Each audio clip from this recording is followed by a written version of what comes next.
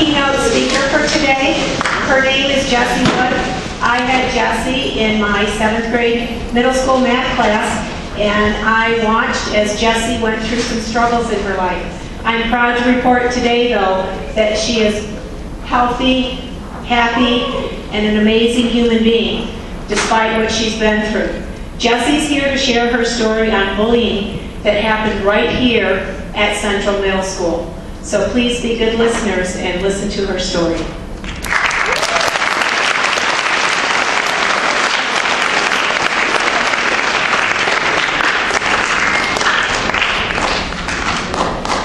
So hello, as Mrs. Romaine said, I am Jessie Wood. I'm a freshman at Saginaw Valley currently, and I've been bullied, for 5 long years, and it wasn't much fun, as many of you can agree with. Now, before I begin, I want to put a disclaimer out there. Out of respect for those that I mentioned, the kids' names have been changed, but I've kept the staffs the same so that you guys can relate better. I grew up with what I would call a pretty normal childhood. My parents did divorce when I was young. They've always remained extremely close friends. I had a big group of friends during my elementary years. We hung out constantly, not only during school, but outside of school.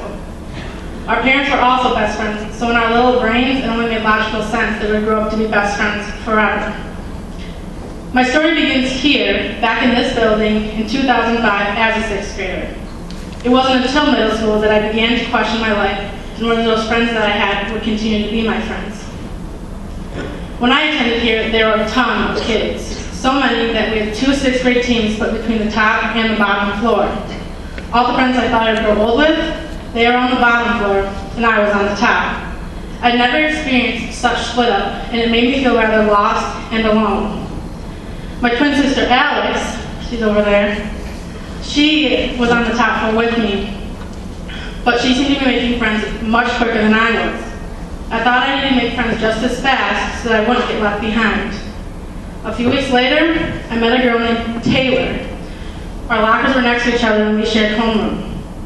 It seemed like the perfect friendship. However, not far into the relationship, I noticed some differences that I didn't agree with. She would say, "Come on, skip this hour," or "Don't listen to your teacher, she doesn't know what she's talking about." She was a rebel child carving her way through middle school, not taking crap from anybody. I liked that. I wanted that for myself.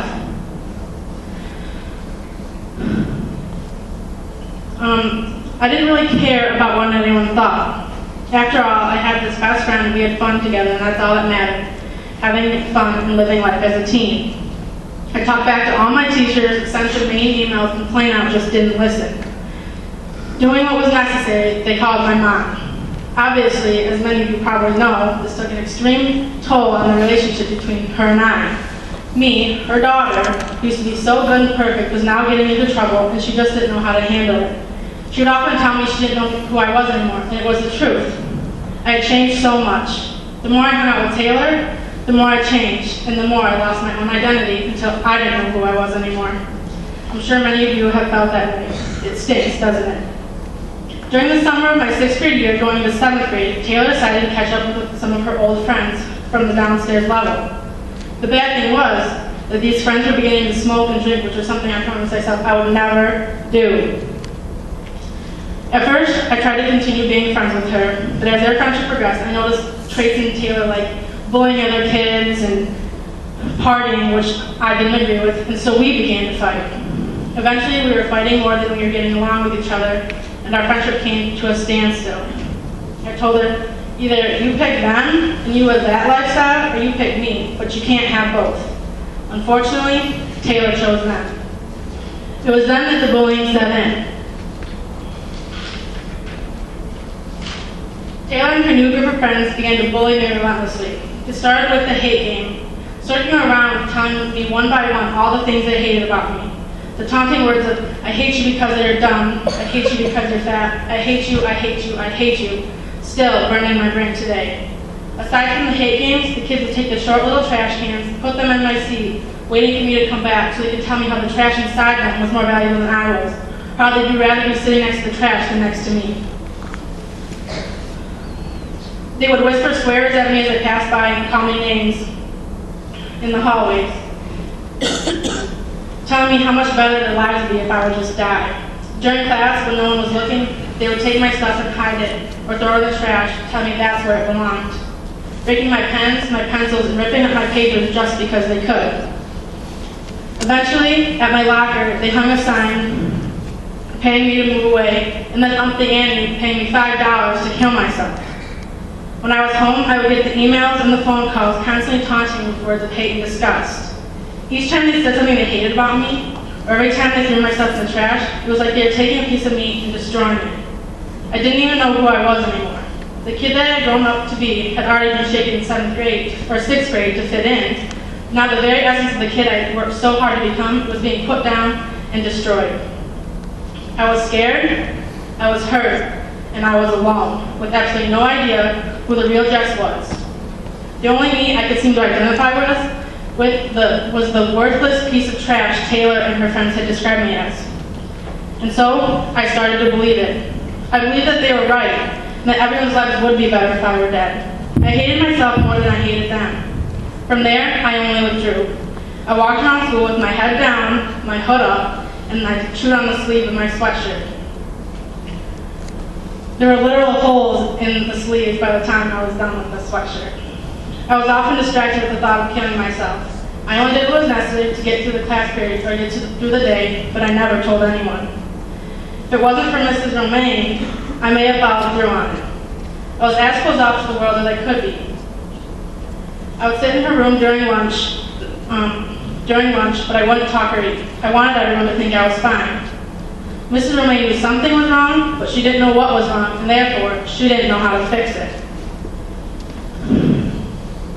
I had pretty much given up on life and people and was just going to each day because I had to. Mrs. Romaine would send me down to the counselor's office, Mrs. Martinez's, hoping that she could fix it. They were all crazy. Did they really think I was going to tell anybody? I mean, how could I? I was sure that the bullying would only get worse. I was also afraid that in talking about it, I would attach to the person I told, and that they would reject me the same way Taylor had. So I just pushed everyone away and fell deeper into the hole of depression. I was completely alone, not knowing where to turn or who to turn to. I turned to the only person I had left, myself. In my mind, I decided that I was the one to blame, because no one could be that mean unless I was the cause of it all. 7th grade was the year that I began cutting myself. When people hurt so badly, they often do harmful things like drinking or smoking or even becoming a bully. For me, that harmful habit was turning on myself and purposely cutting myself. I thought that hurting myself would fix my problems or at least make me feel better. And at first it did. Cutting gave me release of pain that I desperately wanted. I couldn't let anyone know because it helped me, and I didn't want people to make me stop. So I stopped enjoying the things I once enjoyed and only focused on hiding my cuts. Cutting for me became the tears that I couldn't and wouldn't cry. The summer of my 8th grade year, I joined a softball team, which was actually very therapeutic for me, because I was able to leave it all out on the field. During the games, every wall that was protecting me came down, and it became only me and the field. A girl on the team named Casey became friends with me. Something about her made me feel safe, and I wanted to get to know her more, but nothing came of it because she attended Jefferson. The summer ended, and 8th grade year came to head. I began to search for that one person who could be my Casey at Central. Much to my surprise, during that time, my sister Alex's best friend, Megan, began to struggle more herself. We found ourselves hanging out more and more with each other, and her hanging out less and less with my sister. This drove my sister crazy. The fact that I had taken away Alex's best friend made her very angry and resentful towards me. It didn't matter though. Yeah, she was my twin, but I didn't care, because at the time, I didn't like her, or the fact that she was in my business. Megan and I talked, but I still kept myself extremely protected, only giving her enough information to stay, but never enough that it would hurt if she left. I remember the teachers who wouldn't allow me to wear my hood in class, so I would stand outside the door until the bell rang, and then go inside just so I could have the extra minute of security I got. Unfortunately, partway through the first semester, the thing I tried so hard to avoid happened.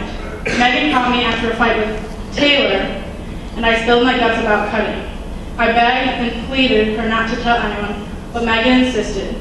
So So during lunch, she dragged me unwillingly into Miss Jasser's room to try to get me to admit to what I was doing. Miss Jasser tried and tried and tried to get me to say anything, but all she could ever get me was a shake of my head in the direction of yes or no, or the shrug of my shoulders.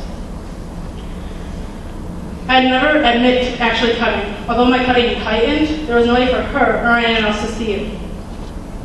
Finally, a few days later, she managed to get out of me that I was thinking about cutting, which was better than her actually knowing I was.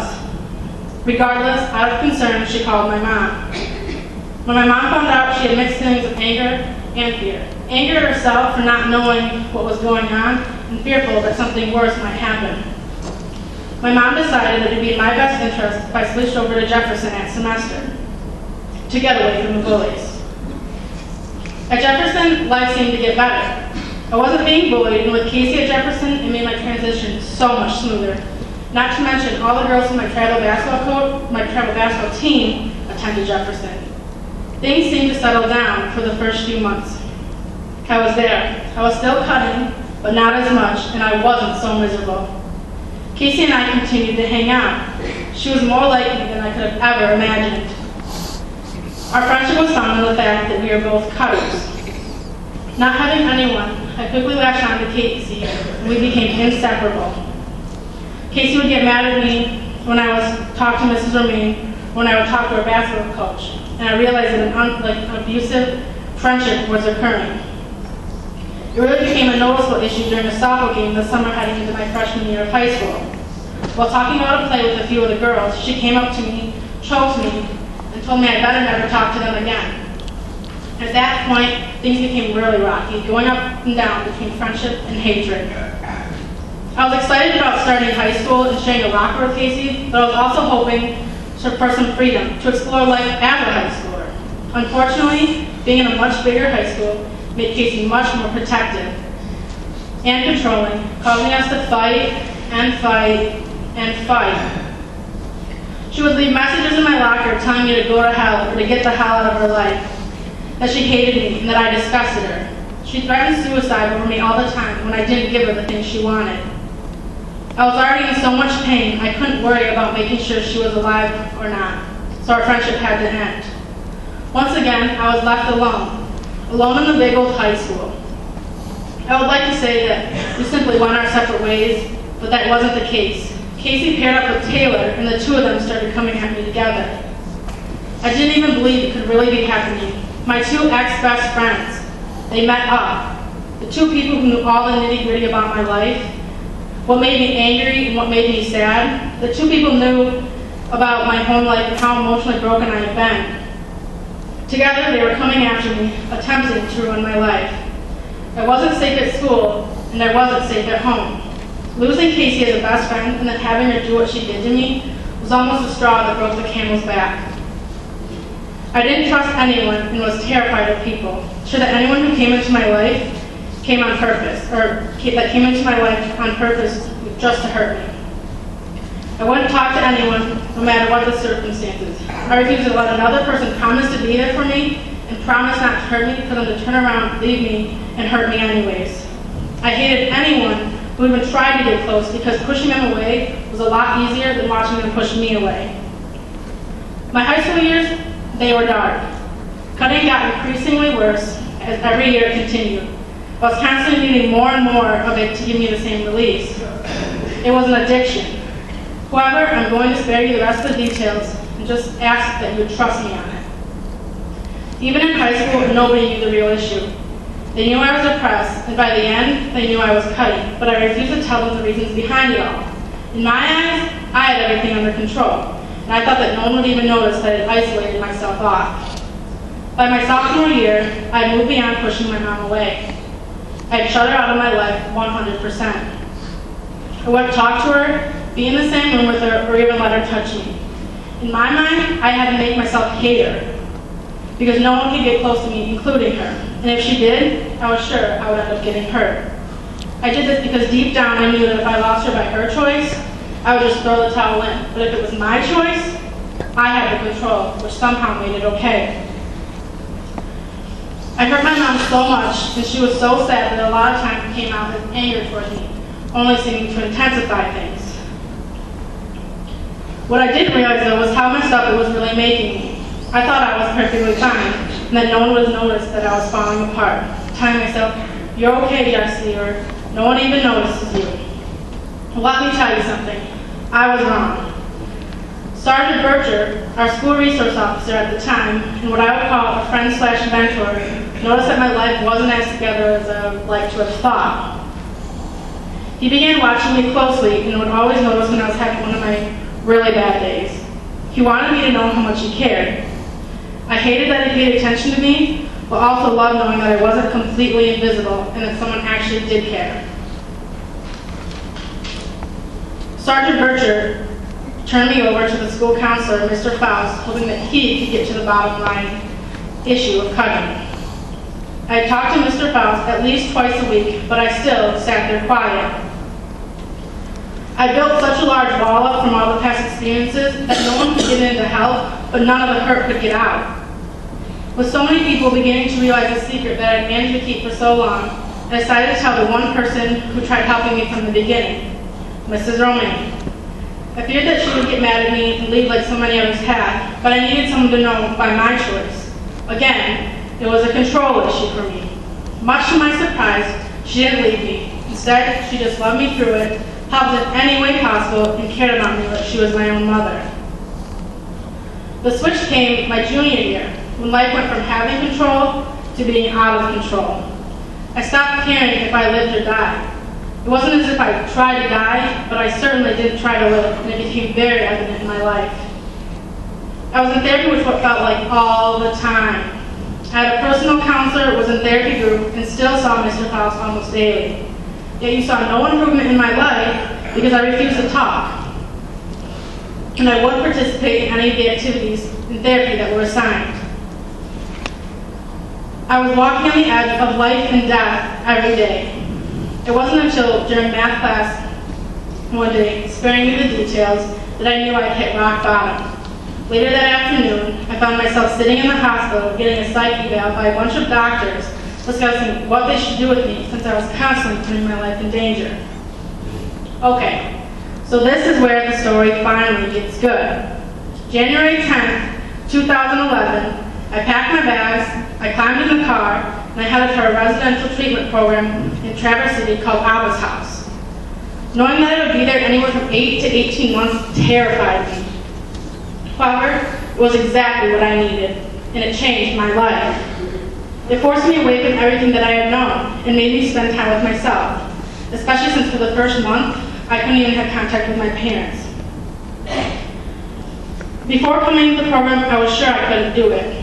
I was always telling Mrs. Romaine that I would fail out and that there was no way I could go a day without cutting because it's all I knew. I did manage to sneak razor blades into the house. Hiding them had been something I'd gotten good at over the years. However, after just 3 days of being there, I handed them over. There's something about being surrounded by the staff up at Abba's house that gave me a little bit of hope that I could do it. It was like no matter what I did, they loved me. Giving up those razor blades was probably the hardest thing I've ever had to do. It was like walking away from my best friend, saying goodbye to the one thing that never left me, and it hurt so bad to say. I battled back and forth with cutting for the first 65 days up there. Cutting with anything sharp I could find. No one would notice that I was still cutting, so I thought there was no reason to stop, until I had a cut on my ankle, which got infected. When the staff found out, they threatened kicking me out of the program. That terrified the heck out of me. I remember Mrs. Romaine telling me before I left, "You can do this. I believe in you." I did not want to let her down, so I really started working at it. On March 15th, 2011, I put down the razor blade and every other sharp object for good. My work, it was far from over. I had stopped cutting, but but the hurt, anger, and fear was still festering inside of me, and my life was still spent in silence.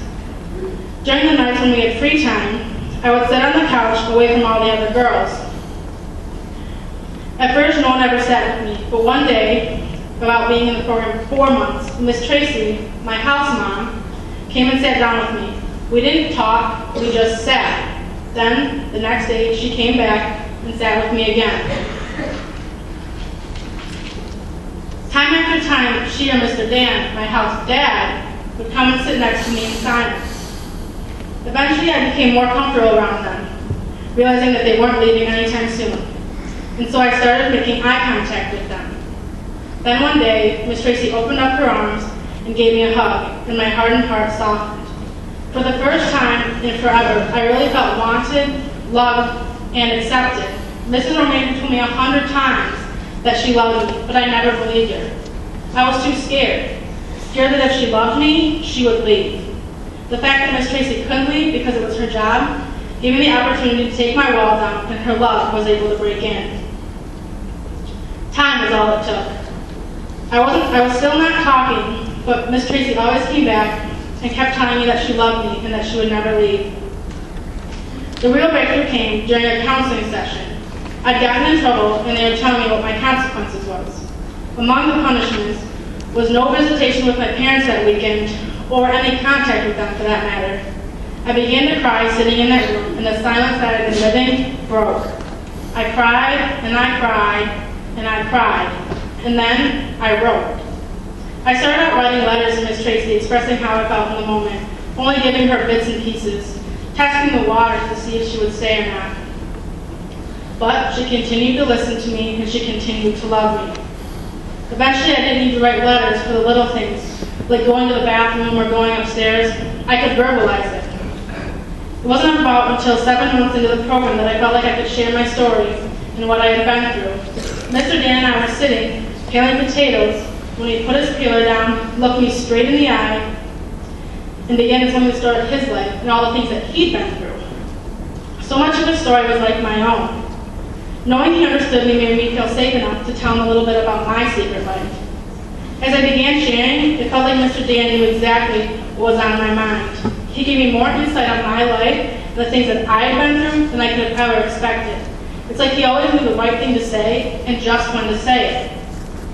In order to get healthy, though, I had to undo what the bullies did to me. First off, I had to learn to forgive. The staff members up at Abba's house were a vital part in this. I told Mr. Dan time and time again, there is no way I will ever forgive the person who paid me to kill myself. But what I realized was that the only person that was hurting was myself.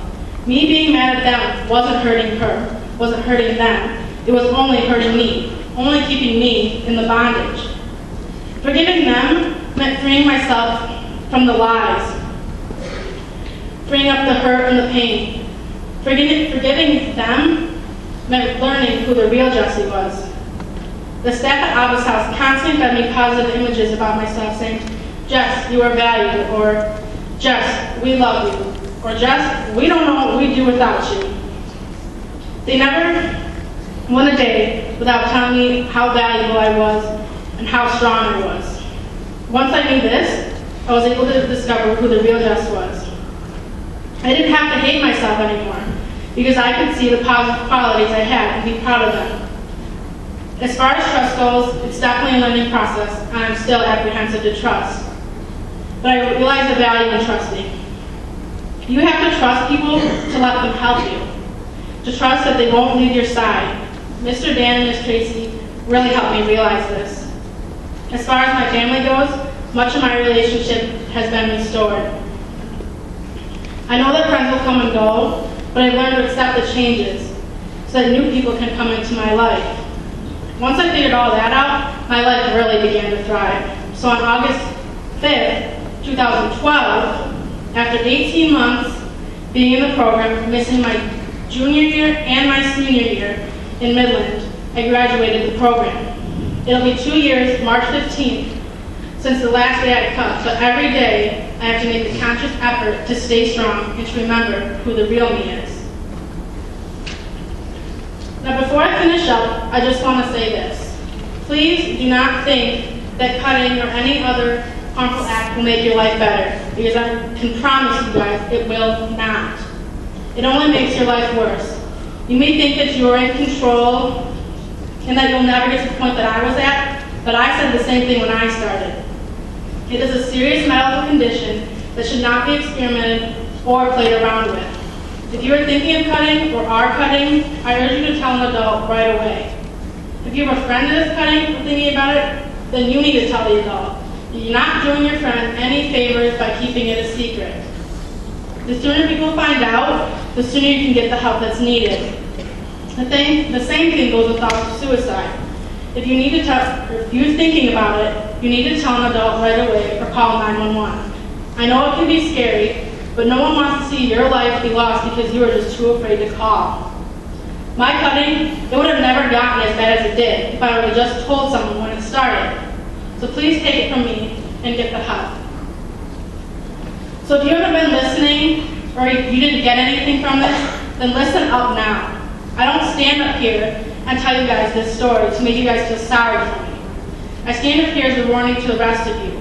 I was one of the lucky ones, one who escaped becoming just another statistic, but that isn't the case for everyone. What I just told you guys, it started here. It started in these hallways with these teachers in these classes with kids your very age. How would you feel if you were the victim of it? Maybe your brother, your sister, or your best friend, and there was nothing you could do to fix it. It is definitely never too late to apologize to the kids that you have hurt, or the kids you may have thought you hurt. The change starts here, within yourself, every day choosing to make the right decision to help, not hurt. If you see someone being bullied, tell an adult, because you can help change their lives and prevent something worse from happening. My life was almost lost because some kids thought it'd be cool to be mean, but nobody knew. Friends are the greatest gift you guys could ever have, so don't waste them. Yes, I was able to move on, but it doesn't mean it hurt. It doesn't mean it doesn't hurt. It is slowly becoming less of a memory, but it is still there, and it has changed my life forever. For any one of you who is sitting there and is going through any kind of bullying, I want you to know this. I am here for you. This school is here for you. You are not alone, so don't do it alone. There are 6,853,472,827 people in this world. So don't let that one person bring you down. Be true to yourself and let other people's help, because that's what matters. You are not alone, so don't do it alone. Don't waste 6 years of your life running away from your problems and watching your life go down the drain like I did. Never give up. Stand up and be proud of yourself, because you are unique and you are different. And that's what makes you, you. Central is closing at the end of the year. What legacy do you guys want to leave behind? Live up to your school motto, indeed, nothing but the best. Thank you.